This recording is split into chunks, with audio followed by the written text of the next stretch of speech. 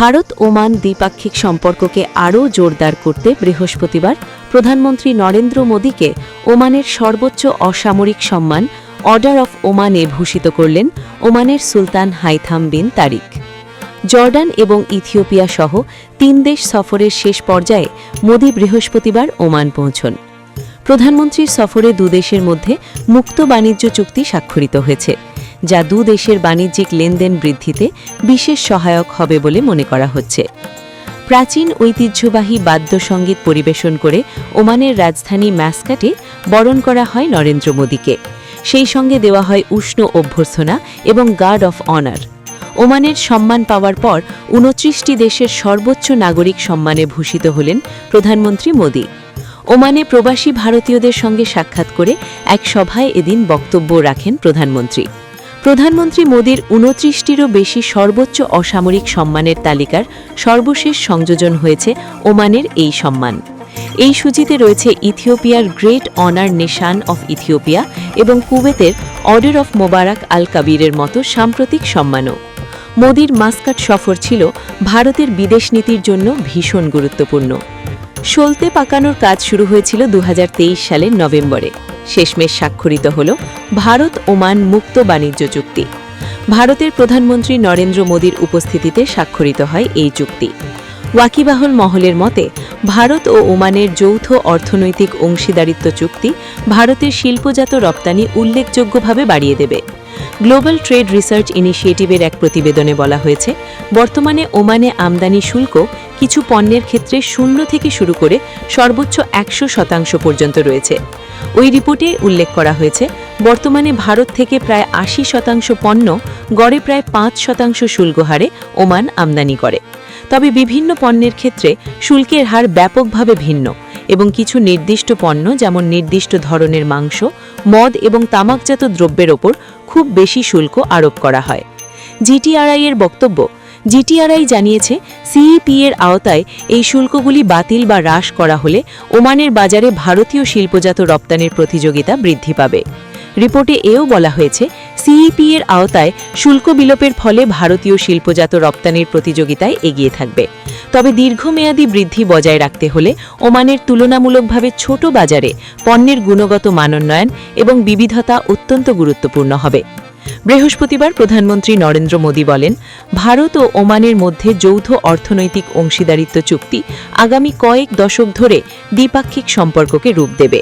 তিনি একে উভয় দেশের সম্মিলিত ভবিষ্যতের মানচিত্র বলে অভিহিত করেন।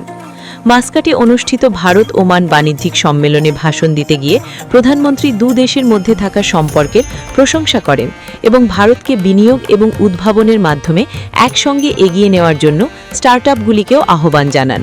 তিনি বলেন, আজ আমরা একটি ঐতিহাসিক সিদ্ধান্ত নিচ্ছি, যার প্রতিধ্বনি আগামী কয়েক দশক ধরে শোনা যাবে। যৌথ অর্থনৈতিক অংশীদারিত্ব চুক্তি 21 শতাব্দীতে আমাদের মধ্যে নতুন আস্থা এবং নতুন উদ্যম সঞ্চার করবে। এটি আমাদের সম্মিলিত ভবিষ্যতের একটি নকশা। এই চুক্তি আমাদের বাণিজ্য বাড়াবে, বিনিয়োগে নতুন আত্মবিশ্বাস যোগাবে এবং প্রতিটি ক্ষেত্রে নতুন সুযোগের দুয়ার খুলে দেবে। প্রধানমন্ত্রী নরেন্দ্র মোদী বলেন, আজকের এই ভারত ওমান শীর্ষ সম্মেলন ভারত ওমান অংশীদারিত্বকে একটি নতুন দিক, নতুন গতি দেবে এবং একে নয়া উচ্চতায় পৌঁছতে সাহায্য করবে। এতে আপনাদের সকলেরই বড় ভূমিকা রয়েছে। তিনি জানান, 7 বছর পরে ওমানে সফরে এসেছেন তিনি। ব্যবসায়ী নেতাদের অংশগ্রহণ তাকে বিশেষভাবে উৎসাহিতও করেছে। 3টি দেশের সফরের শেষ পর্যায়ে গিয়ে ওমানে গিয়ে সে দেশের সঙ্গে ভারতের ঐতিহাসিক সম্পর্কের কথাও মনে করান প্রধানমন্ত্রী। তিনি বলেন, আপনারা ভারত ওমান ব্যবসা ও বাণিজ্যকে প্রতিনিধিত্ব করছেন। আপনারা সেই ঐতিহ্যের উত্তরাধিকারী যার ইতিহাস শতাব্দী ধরে সমৃদ্ধ। সভ্যতার সূচনা লগ্ন থেকেই আমাদের পূর্বপুরুষরা একে অপরের সঙ্গে সামুদ্রিক পথে ব্যবসা করে আসছেন। তিনি বলেন, মান্ডবী ও মাস্কাটের মধ্যবর্তী আরব সাগর একটি শক্তিশালী সেতুতে পরিণত হয়েছে। আজ আমরা আত্মবিশ্বাসের সঙ্গে বলতে পারি, সমুদ্রের ঢেউ রূপান্তর ঘটাতে পারে, ঋতু বদলাতে পারে, কিন্তু ভারত ওমান বন্ধুত্ব প্রতি ঋতুতেই আরও দৃঢ় হয় এবং প্রতিটি ঢেউয়ের সঙ্গে নতুন উচ্চতায় পৌঁছয়। ভারতের প্রধানমন্ত্রী বলেন, আমাদের দেশের এই সম্পর্ক বিশ্বাস এবং দীর্ঘস্থায়িত্বের ওপর প্রতিষ্ঠিত।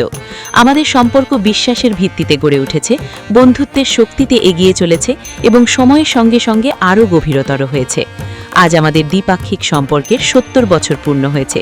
এটি শুধু ৭০ বছর পূর্তির উদযাপন নয়, এটি এমন একটি মাইল ফলক যেখানে শতাব্দী প্রাচীন ঐতিহ্যকে সঙ্গে নিয়ে আমাদের একটি সমৃদ্ধ ভবিষ্যতের দিকে এগিয়ে যেতে হবে। ব্যুরো রিপোর্ট, মাধ্যম।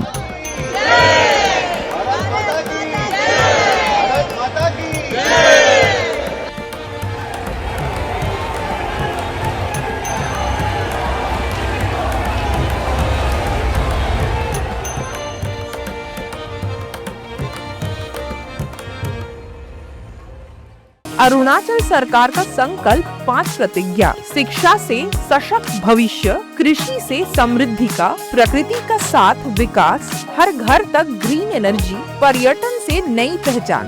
इन प्रतिज्ञाओं के माध्यम से हम बनाएंगे ऐसा अरुणाचल सुंदर, स्वच्छ, सुरक्षित, शिक्षित, स्वस्थ और समृद्ध। हमारा वादा, विकास भी विरासत भी।